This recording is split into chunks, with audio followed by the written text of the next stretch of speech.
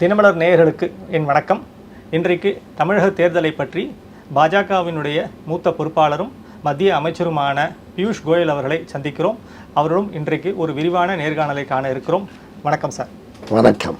So for last almost like 4 or 5 months you have been coming to Chennai and going back to Delhi and all those stuff, sir. How do you feel the Tamil Nadu elections are going, so sir? I think from the time I first came here to today, I see a massive shift in the mood in Tamil Nadu. I remember in my first or second visit, one would almost wonder, are we going to be able to give relief to the people of Tamil Nadu from this absolutely inept and corrupt government, or we will have to suffer another 5 years of DMK rule. But when I see the situation on the ground today, I can clearly see that DMK has lost the public confidence. They are on their way out, and come 4th of May, DMK government is out of the state. But one of the things that we understood is that Mr. Amit Shah negotiated for the 50 seats with Edappadi Palanisammy, but you got only 27 seats. I think don't believe all the propaganda that is sought to be given out. In fact, in the last 5 days, I have been observing that this entire DMK campaign is around false narratives, one after the other. And therefore, I made this comment recently that DMK seems to have already accepted defeat, that other than false narratives, they don't have anything else to offer. There never was a talk of 50 seats. After all, each party has to recognize its strength at present. AIA-DMK has 75 sitting MLAs. I had 4.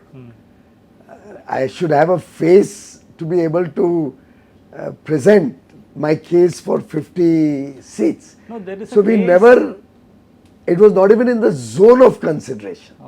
And I am extremely satisfied that against 20 seats, which I got in 2021, we have got 27 seats now. We recognize AIDMK is the major partner in Tamil Nadu. We recognize that Thiru Edappadi Palanisammy will be the Chief Minister after 4th of May. And we will work as a family, as a team. In fact, you must have seen ours is the one alliance where there was no bickering. Everything was discussed like family members do within a family room, and we announced it within hours. So we had absolutely no problem in finalizing the arrangement of seats, whether with PMK, whether with AMMK, whether with BJP, ADMK. Everything went so smoothly that that itself shows the strength of this alliance. Sir, there is another comment that almost like Edappadi Palanisammy came to Delhi for 3 or 4 times. Sir. Every time there was a discussion or there was probably kind of a report that were coming out that they were negotiating seats in the Delhi. Sir. Now that when you say that there's nothing happened. I was in the room at every single time that he came to Delhi. And there are so many other things to discuss. For example, our discussions hinged around the problems that the state is facing. Our discussions would hinge around the narrative and the needs of the state, around what should be our policies going forward, because ultimately there should be a meeting of minds and hearts, both.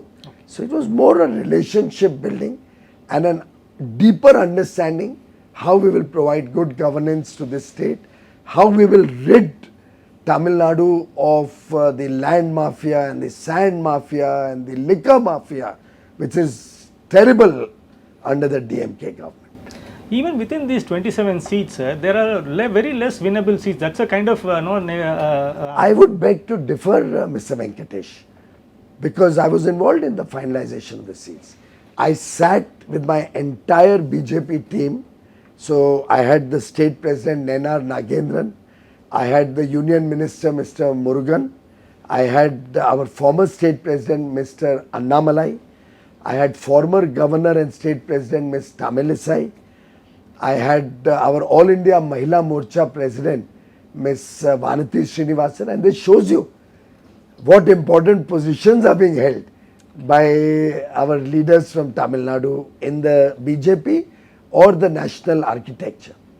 Then in the room, I had the Prabhari, who's been working here for a long time, Arvind Menon and Sudhakar Reddy. All of us sat down. All of us discussed 234 seats. Now, obviously, those seats where ADMK or PMK or BJP have sitting MLAs will go to those parties. This is a dharma of coalition politics across the country. Nothing to do with Tamil Nadu. Okay. We always have that as a ground rule, as a principle. After that, there are certain belts which are each one's stronghold. Now, there is a Vanyar belt where PMK is strong. There is another area where Dinakaran is strong. Now, in those areas, if I was to demand seat where they may be stronger or have a better winnable chance, am I not hurting the alliance? Or if I am strong in Vasudevanallur, which is a seat where I have a strong candidate and a very positive winning chance, then if they will take that seat, they will spoil a seat. So the good part is we sat as family members do. We discussed winnability as the priority. And in that we even changed a few seats, exchanged a few seats. But at the end of the day, it's happened so smoothly. And the seats that I've got from the A category seats, which was discussed with all my state leaders and agreed to as a proportion of my total seats, are probably the highest that we have ever received. Obviously, there will be some seats where as an alliance we are weak, but then AIADMK fights many such seats, PMK has got many such seats, I have got some seats like that, Mr. Vasan has got some seats like that. So everybody gets some very good strong seats, and there will always be a few seats which will be divided amongst all in their proportion, where we may not be equally strong. Sir, one of the points that we were discussing is that last time you had got in parliament elections almost like 17% and 18% vote share in Tamil Nadu, sir. When you compare this thing, you should actually get 1:4, which means that you should have got at least 40 seats in this election, sir, in this alliance. Well, I've just explained to you about, of course, the sitting seats, that 75 sitting MLAs versus 4. But I'll give you the correct perspective on what you should reference your demands on. When you're voting for the assembly election, you're voting to select the state government and the state chief minister. Obviously, there the dominant party is the AIADMK. When you're voting for the parliament election, everybody knows that DMK or ADMK and all are not becoming the prime minister. At that point of time, you're going to the people on Mr. Narendra Modi's name, that you're voting to elect the Prime Minister of India. And we know for a fact that the popularity and the love and affection that people in India have for Prime Minister Modi far outstrips our regular vote base. We've seen that across the country. I'll give you an example. Even when elections were held in Odisha, at the same time for Lok Sabha and Assembly. So a person is going into one booth, casting his vote for Lok Sabha, walks out, goes into another booth, casts his vote for Assembly. Correct. In Lok Sabha, we had a near sweep. We had a very good performance. Lots of MPs getting elected. In Assembly, we had a very small number of MLAs. So people of India are very smart. They vote differently in the Lok Sabha, they vote differently in the Assembly. And therefore, I feel very confident that this time, with this arrangement that we have worked out between our alliance partners, we are well on track to win this election and form the next government with Edapadi Palanisamy Avalgan as the Chief Minister of the state. Even within these 27 seats, when you allocated, when you found candidates for that, almost most of them are faces from the old regimes, sir, actually. So we have not tried any new people. We have not tried no people who have been karyakartas in this for many years, and I can obviously quote many Well, members. we have seen the winnability of each candidate, the service of each candidate, and we have also seen the perspective of who we would like to keep in the assembly, who we would like to keep in the Lok Sabha elections going forward. So it's a judicious mix where we've tried to ensure that, because anybody who's now becoming an MLA will not be considered for the Lok Sabha elections. So very carefully at all levels, first at the state level and then at the central level, we have assessed whom we would like to see in the Lok Sabha election fight and come into Delhi, whom we would like to see fighting for the assembly. There is a kind of frustration among the cadres in the sense that the most important is that they feel that Edappadi Panichami sir has forced you to these 27 seats. It is not the choice of your party, sir. Well, I can tell you, I went with a list in my hand, which are the seats I should really make an effort to get, and I got a very large proportion of those seats. So I don't know which cadres you are talking of and what is their reading of our strength. To my mind, it's a very fair alliance. We have got very good seats, and many of the seats which at that point of time when we were negotiating, we had thought may not be really our best seats or A category seats. Now when I see the feedback from the ground, I am actually amazed at the turn of events, how even my seats in Kanyakumari, for example, are now looking very good. And there's a possibility I may win all the 4 Kanyakumari seats that I am fighting. Okay. The turn of events has happened in such a way. But you have lost DM Vijayakant's party, no sir. So you should have actually found that they should be a part of your team, no sir. Well, I was not negotiating with them, and it's a choice of Miss Premlata. I respect her choice. I don't know what was her logic in choosing one or the other. If it was on principles and she has chosen to go there on principles, then maybe the comments that were being made until a few hours before the alliance was finalized may be quite interesting. So for us, this alliance with the ADMK, PMK, AMMK, TMC, BJP and our other partners, IJK and all, is based on principles. And therefore we had no bickerings. Therefore we had no long drawn negotiations. Parties which are not necessarily aligned on principles can never have a long marriage together. But is there I mean, once again, there is a rumor that Mr. Vijay was also being negotiated, and he was, once again, had a discussion with him and to bring him into the NDA fold, sir. Well, I am in charge of the Tamil Nadu state. To date, other than seeing him on television once or twice, I have never met, I have never talked to him. I don't know who he is. I've never seen a single film of his. I know for a fact that neither has Mr. Amit Shah ever met him. It's all canards and stories that keep coming up out of Tamil Nadu, which is why I started by saying that I have a very serious suspicion that DMK now has realized that they are on a very losing wicket. Okay. And therefore every day they come up with some news story. I'll tell you, the other day when I came from Delhi, I saw in the newspaper, and reputed newspapers at that PM's roadshow cancelled. I was amazed.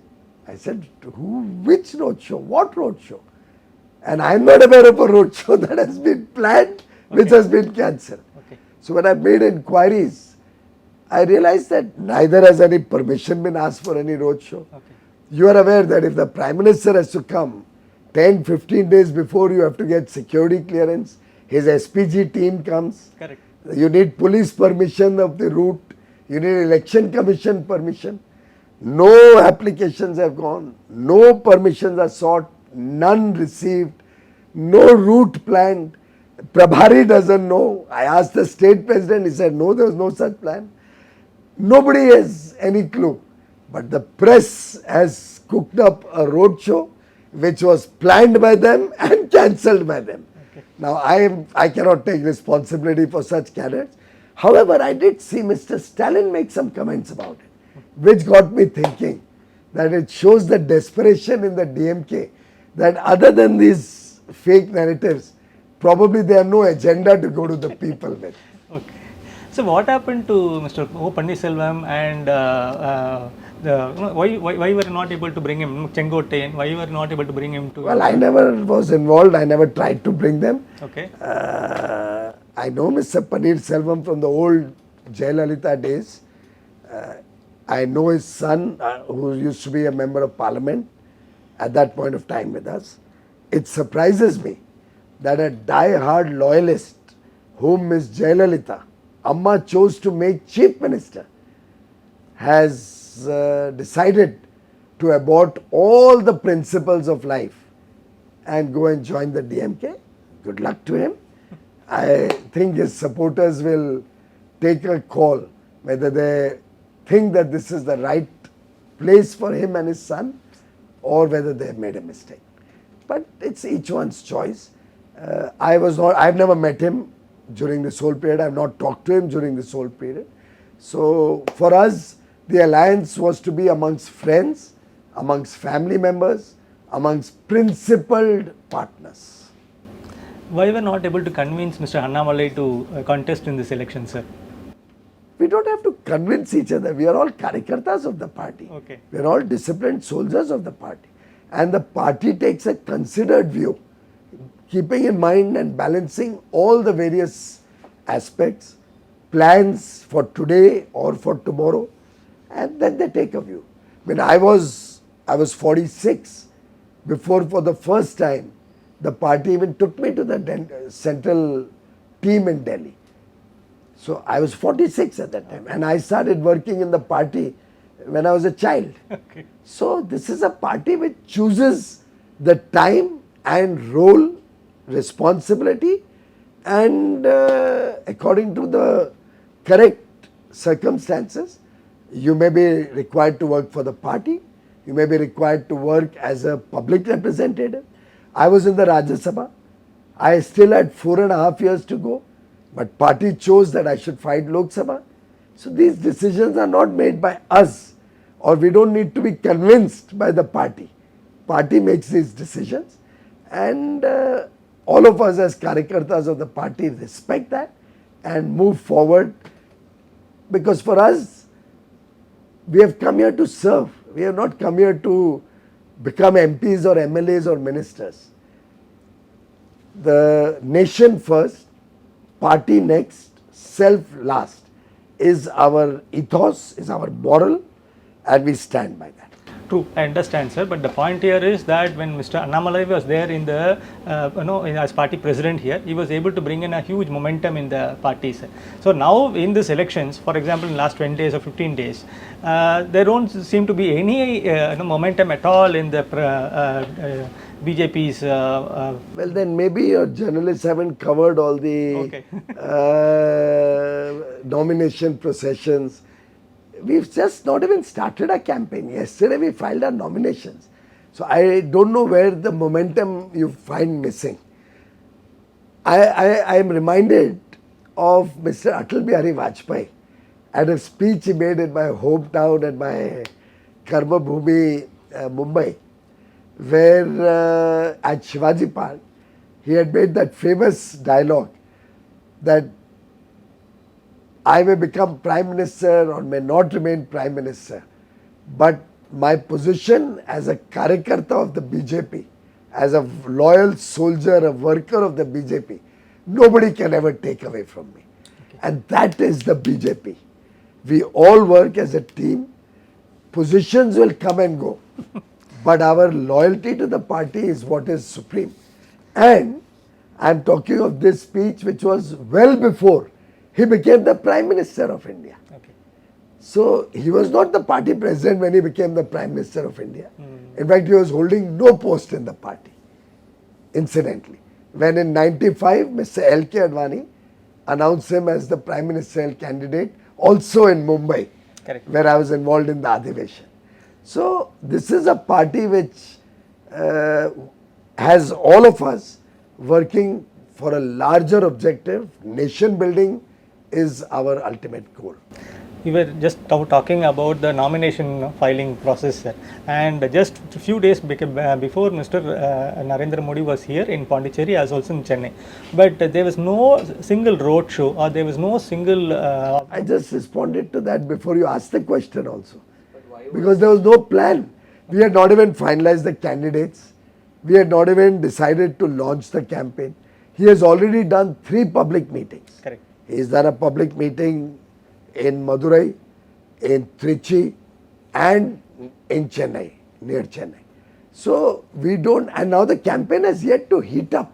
So why would we preempt our plans even before candidates have filed nomination? And by the way, I'm sure you are aware that to go to Puducherry, you have to land in Chennai, Correct. and you go from Chennai to Puducherry.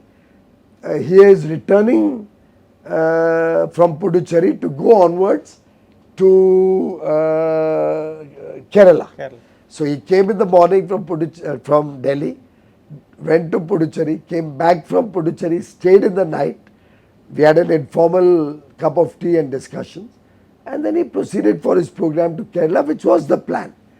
Everything else was the imagination of press and the opposition parties. I don't know whether this is an imagination, sir. There is a very. Well, if you don't know, I am telling you on record. No, sir. I am in charge over here. Understood, sir. If I don't, then maybe when I don't know, you know better No, than sir, me. I'm just asking you, sir. There is once again another rumor. Maybe it's a rumor in the. No, I asked you, have you seen a application for a permission? No, I'm saying. Have you seen a permission from the Election Commission? Do you think Prime Minister will come breaking the model code of conduct? Do you think we can plan a roadshow without having planned the candidates also? So it's election time. Elections have been announced. Model code is in process. Security has to be arranged. Everything is all in black and white. Correct. So I'm sure a seasoned news journalist and reputed newspaper like yours must be doing some research also. True, sir. I understand, sir. One more point is that this is once again I don't know whether it's a rumor or so, because Prime Minister was angry with the kind of seat arrangement that has happened here, and since he was not very convinced with the kind of people that when candidates been chosen, so he chose not to answer. He chose not to appear. This is once again. Incidentally, just for kind information, in the BJP, the seats are finally decided by the election committee. And the Honorable Prime Minister of India is a member of the election committee. Correct. And without approval of the election committee and all the members of that, no seats can be decided. So neither was there ever any anger, neither was he not aware of the candidates, neither did he have to give any comments when he was just on a transit halt. And I think this is a narrative which, to my mind, comes out of the figment of imagination of a few, or is prompted by the DMK, since they have nothing else to attack us with.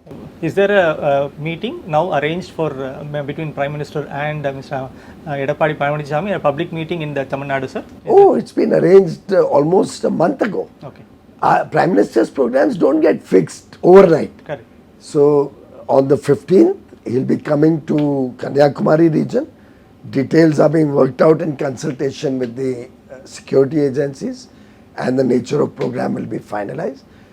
18th, he is planning to come to Coimbatore, and these 2 programs are as of now finalized. So Mr. Palanichami sir is also expected to be on the stage on the day. Of course. Okay. No, couple of places we see that there is not a very good understanding between the cadres in the ADMK and BJP. So I just thought maybe this would be probably a good. I have no information. If you have any information where the cadres are not getting along, do let me know, okay, so that I can find out and I can make sure that the cadres work together.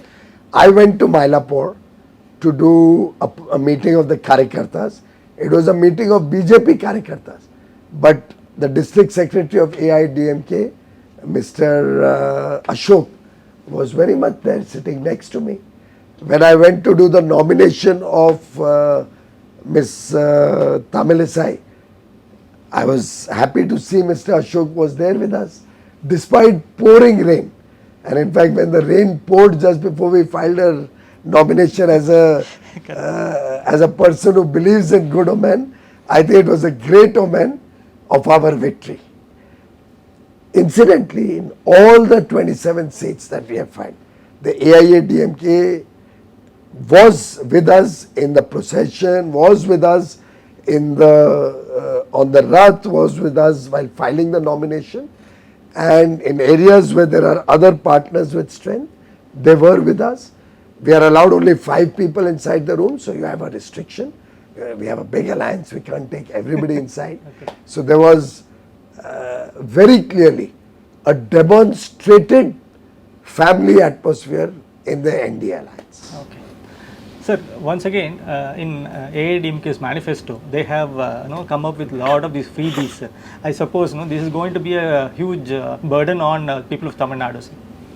Well, if we run a state like the DMK has run, where you hear of lakhs of crores going into TASMAC scam, for example, where you hear of illegal mining in such a big way, where you hear of lands being sold away to preferred people with underhand dealings and whatnot, you'll obviously have a problem.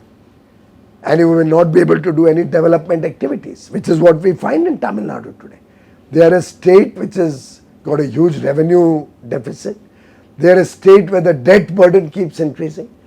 And debt per se may not be bad, but debt for imprudent expenditure or day-to-day expenditure is bad. Debt for capital expenditure is welcome. Okay. So we in center also borrow, but we invest in capex, in capital investments, in infrastructure. Our current budget had 12 lakh crores for infrastructure investment. So money borrowed for the future benefit of our people is good, but money borrowed to pay salaries or welfare measures hurts and eats into the vitals of the economy. What we will do is what we did in Uttar Pradesh, for example. I still remember when I drew up the manifesto of Uttar Pradesh, I was involved with Mr. Amit Shah, who was then the party president in 2017.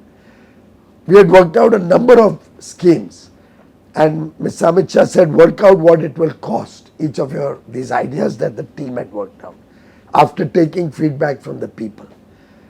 We worked it all out. He looked at it, and by the way, Prime Minister Modi, Mr. Amit Shah, our national leadership is very, very conscious. What we write in the manifesto, we implement. Unlike the DMK, whose 70% promises remain unfulfilled to today. In Delhi, in our states, every manifesto promises has to be monitored and reported back that yes, this is my department, I have completed it. So I worked out, and then I said, my God, this will cost a lot of money. How are we going to raise these resources? And I still remember Mr. Amit Shah's comment. He said, Piyush, we have to do 3 things when we come into government. We have to end the liquor mafia, we have to end the sand mafia, we have to end the land mafia. And we will never have a problem of money. Look at Uttar Pradesh today. Just their liquor revenue is nearly 5 times higher than the Samajwadi party which ruled before us. 5 times higher. Now obviously, people of Uttar Pradesh haven't started drinking 5 times more. There could have been a 10-15% growth, 20% growth over this period. But it shows when you run an honest government, revenue will never be a problem, funds will never be a problem. You have seen the massive action we have taken against sand mafia, against land mafia. So we run honest governments, and therefore we are able to do both good governance, investments in quality infrastructure, and welfare of the people of the state. So do you think that the AIADMK's freebie manifesto is a doable thing, sir? I'm very confident it's doable. I have several other ideas which I'm also working on, and we'll soon come out with our manifesto, which you will, I'm sure, appreciate very much. So when you're talking about the kind of mafias that we were talking, so but why didn't you take any action on the Tamil Nadu ministers who have been so corrupt, and there have been proper cases in the Most of these are pending before the courts, and you will appreciate that the ability of a central government to take action is very limited. Action will have to be taken by the state government, which in this case is itself so much mired in corruption that they will not take action, and then a lot of cases are pending in court. Here is a state where they had to even get a court to decide to remove a corrupt minister. Mr. Stalin was protecting the corrupt minister right till the court ordered his removal. Now look at the pits of bad governance that DMK has brought this state to. But there is a very clear narrative in Tamil Nadu. It's a Dravidian model which has been very successful in Tamil Nadu, sir. So, but whereas in terms of Gujarat model or any other model which has been talked by the nationalists, is not at all being recognized in Tamil Nadu. Have you taken up? Well, I think the important model of good governance is honest governance, is ensuring that every rupee that should go to the treasury goes to the treasury of the state. And that model is what model I would think the Dravidian model is, and that if they had implemented, there would never have been a problem in ensuring welfare and good governance and infrastructure to meet the needs of the people of Tamil Nadu, to ensure industrialization, jobs, and a bright future and prosperity for the people. Once again, sir, you are the Mr. Commerce Minister also, sir. So the point is that many of these places in Tirupur and Coimbatore, and all the MSMEs, or most of them have been regularly talking about the power cuts and all the tariff cuts and all those problems that they are facing, sir. They are looking for subsidies and all those stuff from the central government. Once again, what they say is these are not being provided to them and they are suffering. So do you have any plans for them? Mr. Venkatesh, I am more in touch with my brothers and sisters from Coimbatore, from Tirupur, and from every center in the country on a regular basis than anybody else can be. I have regular interaction with the textile mills, with the fiber manufacturers, fabric manufacturers, with the yarn manufacturers, apparel manufacturers, domestic players, exporters. It's a process which I conduct on very, very regular basis. Every Export Promotion Council and Industry Association is invited to a hybrid meeting where those who cannot travel to Delhi can join on video conference, which I hold almost every month. Every feedback is taken seriously. I do not wish to create an economy or industry just on the clutches of subsidies. We believe in empowering industry, and that is what the Modi government has done. We have entered into free trade agreements across the world with developed nations. We've got preferential market access in the United States of America, in Europe, 27 nation European Union, UK, 4 nation EFTA bloc, Switzerland, Liechtenstein, Iceland, Norway, in Australia, in New Zealand, in UAE, in Oman. We are in negotiations now with the other 4 countries of Middle East so that we'll have a GCC level FTA. We are negotiating with Canada, we are negotiating with Chile, with Peru, with Israel, with Eurasia, which is Russia and the Central Asian countries. What Mr. Modi is doing is opening up a world of opportunities in the developed world where there is paying power, where there is high income. And these economies don't compete with us, they complement us. And they cannot make, for example, textiles there. It's too expensive. They need textiles from the rest of the world. And India has got a very small share. We are opening the doors for our textile industry to aim for much bigger growth and go across the world with their products. I have been in regular touch with Tirupur and Coimbatore. In fact, the last time I talked to one of the founders of Tirupur, Mr. Saktivel, he told me, please send 1 lakh people. Tomorrow to Tirupur, we need that many people. So I feel it may be an interesting idea. I welcome you to come to Tirupur. I'll be there, I think, next week sometime. or by the over the next 3-4 days I'm going there. Come and meet them and experience the satisfaction that you will see for the good work that the Modi government has done. Yeah, I'm urged to ask this also, sir. When is this full bilateral trade agreement with America is going to happen, sir? See, we had finalized the agreement, then the Supreme Court order came. Okay. So the preferential access got affected. When they are able to make sure that I get a lower duty than my competitors. What is a free trade agreement? It's to get a preference over your competitors, which I had achieved with the US. And once the framework is made, where I will be charged a lower duty than, let's say, Bangladesh, Pakistan, or Indonesia, Vietnam, those countries with which I compete, it will get operationalized. So when can we expect that kind of a... I think it's expected over the next 4 months or so. Okay. So what is your experience as of in Tamil Nadu, no, the elections, in the sense, do you feel that all these 27 seats are winnable for you, sir? Of course, we are fighting to win 234 seats as an NDA alliance. No, but I'm saying, I'm trying to understand. Which includes my 27, obviously. Okay. No, but seeing the kind of narrative that is floating in Tamil Nadu, and the kind of BJP and anti-Delhi sentiments. For example, every time when there is a requirement comes up for, say, either after a flood or after say rain, there is always a delay in subsidies or a delay in the kind of money that should come from the Delhi.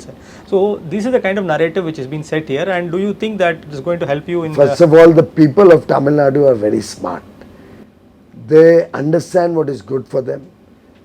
The youth of Tamil Nadu see the opportunities that the rest of the country is providing, and see that in their own state they are seeing the drug menace, the liquor problems, the law and order problems. They are all wanting to get that higher and better quality of life.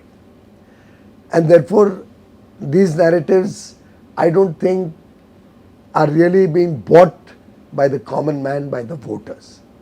As regards central government assistance, we have never ever differentiated based on political party in power. But there are rules, you have to follow the rules. Now, if you take money from the center for Jal Shakti mission and siphon out a large part of it in corruption, then the central government will demand answers, will have to investigate. When money comes from the center and every year without demur, they get national disaster management funds. NDRF funds are sent every year. And we've changed that policy. Earlier you had to always be dependent on after the disaster to look for funds. We now give funds upfront in the budget so that it's always available, readily available. But you have to show utilization certificate. You have to demonstrate the actual loss. And the rules are the same for everybody in the country. Now you refuse to implement the rules of governance. You refuse to give utilization certificate. You can't get the next payment. It's for whether it's UP or Maharashtra, Gujarat or Tamil Nadu. The rules are the same. But if you choose to fight with the center, you choose to always create a negative narrative and not fulfill those conditions so that you can try and politicize the issue, maybe once or twice you can get away with it. Now people have become very smart. And that's why I say that DMK has lost the trust of the people of India, of Tamil Nadu, and is on its way out. So what is your narrative for your campaign in Tamil Nadu, sir? Good governance. We'll get rid of these liquor mafias and sand mafias and land mafias here. We'll ensure quality infrastructure. We'll ensure that our women, our sisters, our daughters get respect. We want to make sure they also get equal representations. 1/3 reservation is coming up in Parliament 16th, 17th, 18th. Already DMK and Congress are vacillating. They are not committing to support us. So you can see what is the level of their commitment to the women of Tamil Nadu. They don't even want them to have political empowerment. And they are on test on the 16th, 17th, 18th, whether they support the constitutional amendment. And we brought it so well that there will be proportional increase in seats. So all the fake narratives which they spread even on delimitation are finished.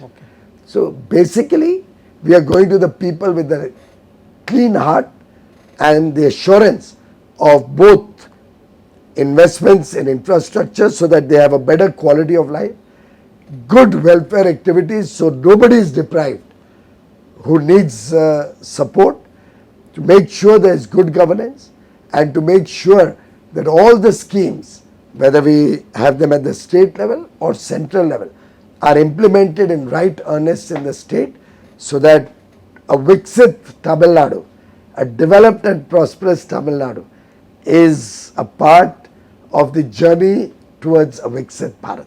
Last question, sir. Is it going to be an NDA government or is it going to be an AIADMK government, sir? Well, after the 4th of May, once the results are out, we will sit down together and we'll answer your question. Thank you very much, sir. Thank you, sir.